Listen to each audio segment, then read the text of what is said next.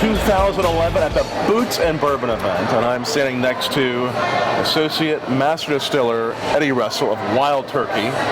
This is always one of my favorite events. It is a great event. It's nothing like getting all your friends together. And putting their boots on. That's right. Having some Wild Turkey. And this is your very first bourbon that you've created, the Wild Turkey 81 that we're standing here next to.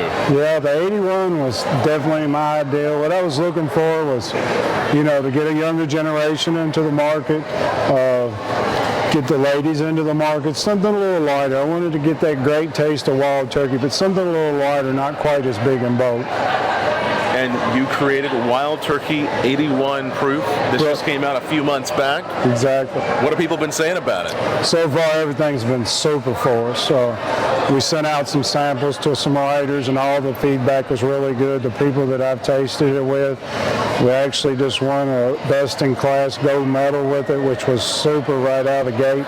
So everything's been positive. I mean, you get those good old 101 boys, it's too sweet and too easy for me.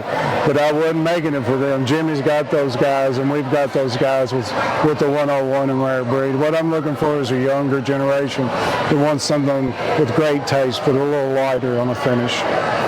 So this was made for a light finish, but also for the mixologist and the bartenders to create a drink. The mixologists were a huge part of it, and it's about 2 or 3 years ago we did a master's tour, and I met a lot of bartenders, and they were doing a contest with bartenders at each event, and they were taking orange peels and striking fire to them, and they were doing all this crazy stuff and making some of the best drinks I've ever drank. And I got to thinking, some of the stuff they were using didn't have any flavor, but the mixing part. So I got to thinking, 101 stood up, but some people just 101's a little too strong for them. So I thought, let's get on this. Our 80 proof that we used to have out was a 4-year-old, really not old enough. So I went and looked at some older whiskey. I wanted to come up with something with a lot of good taste. Well, let's taste it. Let's do it. Let's try the Wild Turkey 81.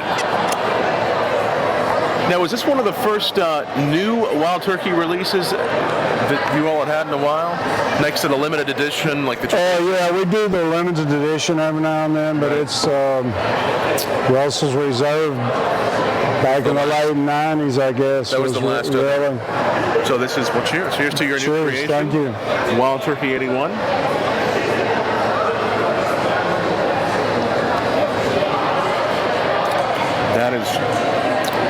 That is very nice. Got all the good bourbon flavors, but really easy to drink and smooth to taste.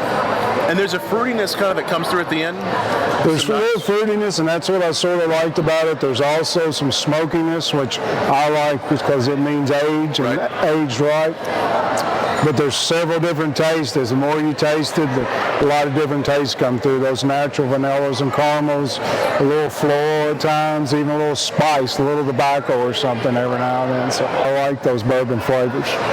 What do you think it is? There's some people that really like Wild Turkey that have a real affinity for Wild Turkey. What do you think it is about those people that draws them to Wild Turkey, whether it's the 101 or your 81, whatever it might be? Well, I think the uniqueness of it being a different proof, being that good, bold taste, but the flavor. I mean, Wild Turkey, if there's one thing that's always been known about it, it's the flavor, and that's because we age it much longer than most people. So, they're very fanatical. They're the type of people, if you don't have Wild Turkey in the store, they're not grabbing the next bottle, and that's super. And I mean, it's just great to see people like that when you're the one making it. You all are making more and more Wild Turkey. You've increased your production. Yeah, your warehouses. We actually doubled our production. We just built a basically new distillery, dry house. We've been building warehouses about one a year, so everything's looking good at Wild Turkey. And I'm planning 6, 8, 10 years down the road, so I've got some ideas in the back of my head. We've sort of got stayed in our industry. It's time to liven things up. So don't be surprised if you see me putting out other things. It's just to see if people like it. So you may have some other... Oh, I got plenty of ideas. 30 years of working with Jimmy Russell, you get a lot of ideas. So you got some more ideas? Can you tell us about any of them? Not yet. It won't be too far down the road. Not yet. What do you think has led to the increase in bourbon consumption and also the increase in Wild Turkey fans?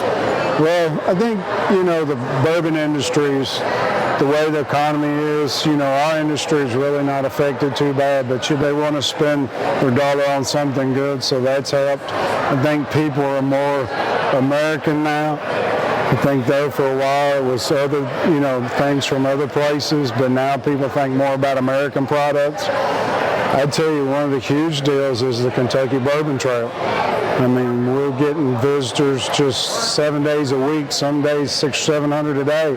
So it's just educating our public, and once they see who's doing it right and who's doing it wrong, I think that means a lot to them. So you've been learning from and working with your dad, Jimmy Russell, for 30 years? 30 years, just past my 30th year, June the 5th.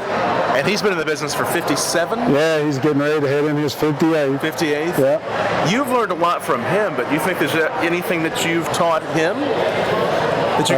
Patience, probably. Jimmy is Wild Turkey, 57 years, been making it all the time and the face behind it. And I want to go out with, I wasn't just Jimmy's son. I came up with some good ideas. I came up with some good whiskeys, and that was one great step. I mean, it's hard to lose control when you're letting, even if your son, you're saying, well, he done that himself. So it's a good deal. I just want to be known as somebody that didn't let go of my priorities, which is making a good natural bourbon with a lot of flavor. Right. And before Jimmy, there was no Wild Turkey, right? He was the first one. He was the first one, yeah. Right. Well, actually, they come from a company called Austin Nichols, but he was the first one that made it here in Kentucky, yeah. And now we're enjoying Wild Turkey 81 for the first time ever at Bourbon Festival here at Boots and Bourbon. What's your favorite part about Boots and Bourbon? Tonight is the best party by far. But it's just, the camaraderie. Everybody's friendly. It's just like a bunch of friends getting together. It's just a huge party. There'll probably be 600 or 700 people here tonight. Lots of great food, music, and of course, lots of good Wild Turkey to drink.